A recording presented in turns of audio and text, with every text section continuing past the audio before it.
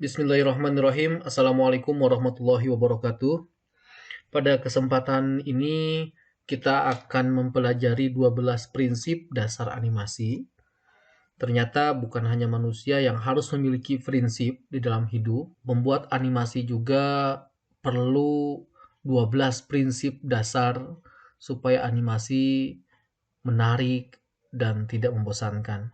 Definisi dasar animasi yaitu membuat objek seolah-olah menjadi hidup dan menarik tentunya. Pertanyaannya, mengapa prinsip dasar animasi itu harus diterapkan di dalam pembuatan animasi?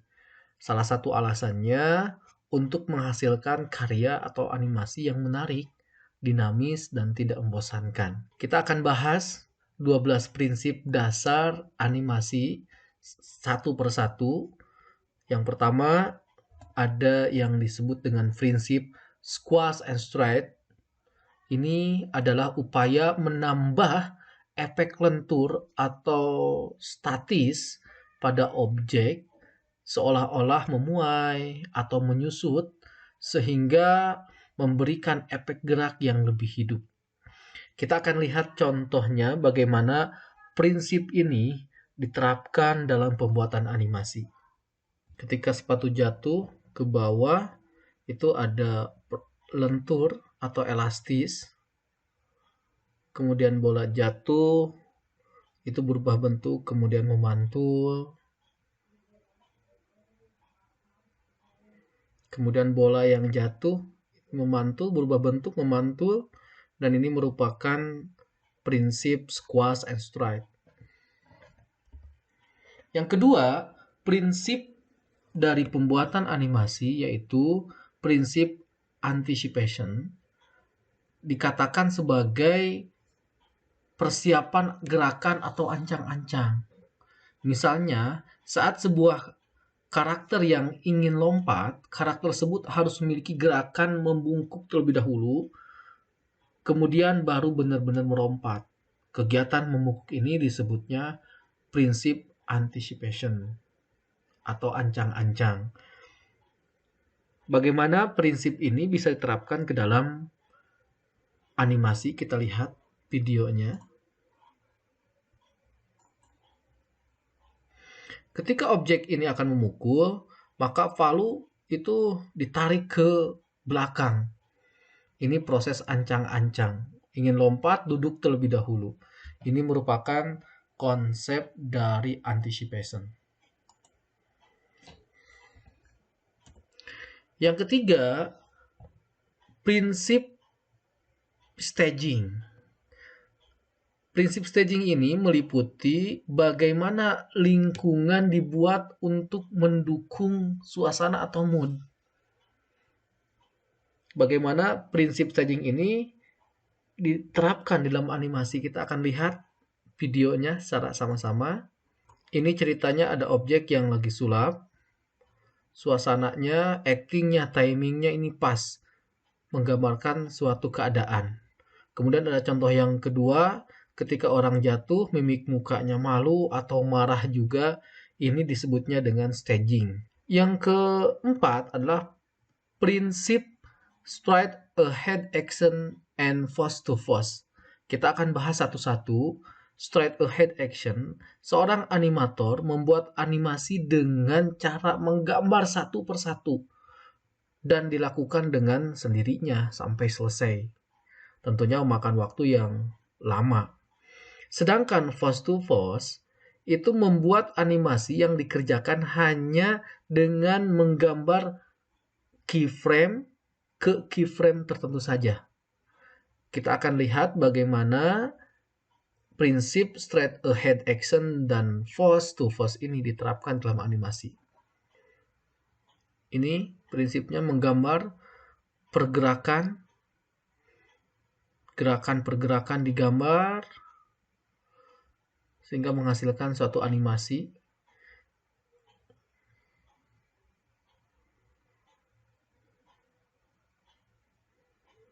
Beda dengan force to force, hanya menggambar beberapa frame ke frame saja, sehingga menghasilkan suatu animasi.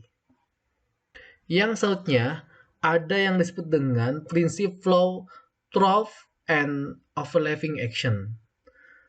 Flow trough membuat bagian tubuh tertentu tetap bergerak meskipun karakter itu sudah berhenti. Yang kedua, ada overlapping action. Adalah serangkaian gambar yang saling mendahului atau overlapping. Contohnya kelinci yang melompat. Sesaat setelah melompat, telinganya masih bergerak meskipun pergerakan utamanya melompat telah dilakukan.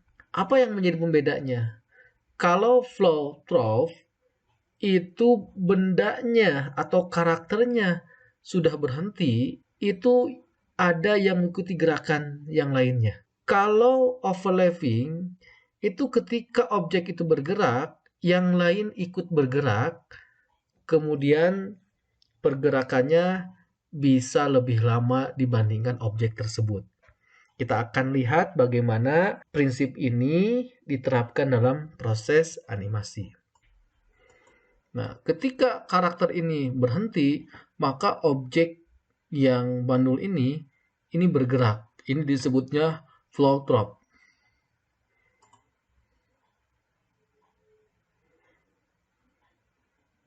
Kalau overlapping, karakternya bergerak dan objek yang lain ikut bergerak. Itu yang jadi perbedaannya. Yang selanjutnya ada prinsip slow in and slow out. Prinsip ini menegaskan bahwa setiap gerakan memiliki kecepatan dan kelambatan yang berbeda. Dibagi dua, ada slow in. Slow in ini terjadi jika sebuah gerakan diawali secara lambat kemudian menjadi cepat. Itu disebutnya slow in. Kalau slow out terjadi jika sebuah gerakan yang tadinya relatif cepat kemudian menjadi lambat. Kita akan lihat bagaimana prinsip ini diterapkan dalam proses animasi. Seperti ini. Ini ada pergerakan yang tadinya lambat, cepat, juga mobil sama, lambat ke cepat. Ini proses slow in dan slow out. Yang selanjutnya prinsip arch, itu pergerakan mengikuti sebuah jalur yang sudah dibuat, semisal lingkaran, elip, atau parabola. Kita akan lihat contohnya bagaimana prinsip ini dapat diterapkan dalam animasi. Seperti ini, art.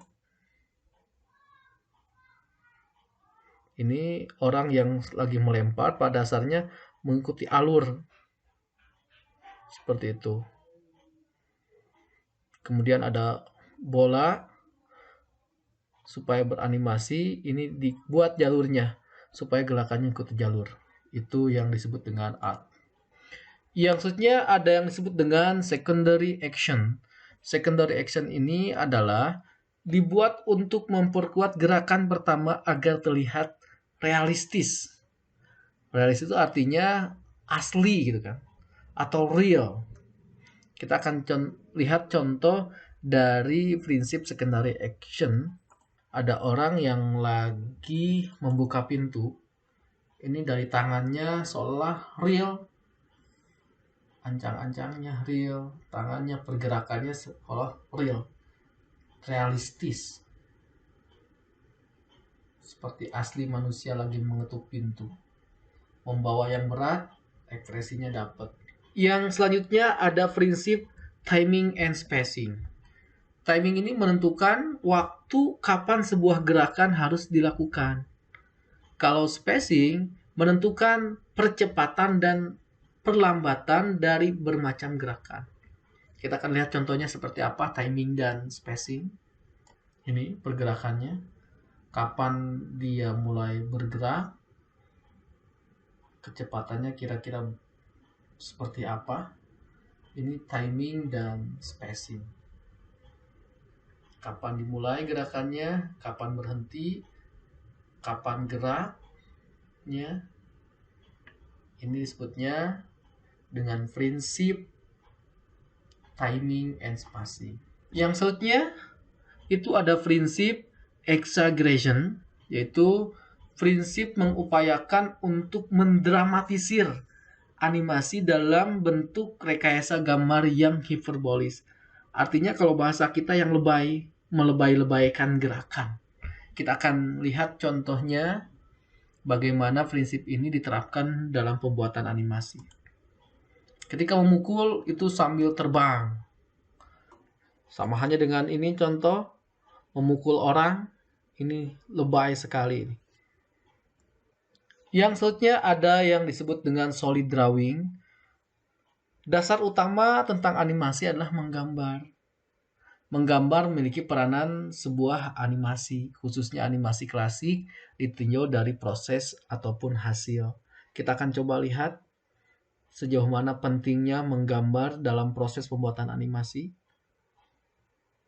Ini animasi itu digambar terlebih dahulu, baik volumenya, beratnya, balance-nya, keseimbangan. Ini harus jadi perhitungan dan harus digambar dulu supaya menghasilkan animasi yang sangat baik. Yang terakhir ada prinsip a feel, yang artinya mampu memiliki gaya tersendiri dalam pembuatan karakter animasi. Jadi tiap negara mempunyai gaya atau stylish masing-masing dalam pembuatan karakter. Jepang itu beda karakternya, Eropa juga beda. Kita akan lihat bagaimana a feel itu diterapkan dalam pembuatan animasi. Ini karakter yang berbeda, gaya-gaya yang berbeda, setiap negara itu beda-beda. Karakternya beda-beda, sesuai dengan kekreatifan masing-masing.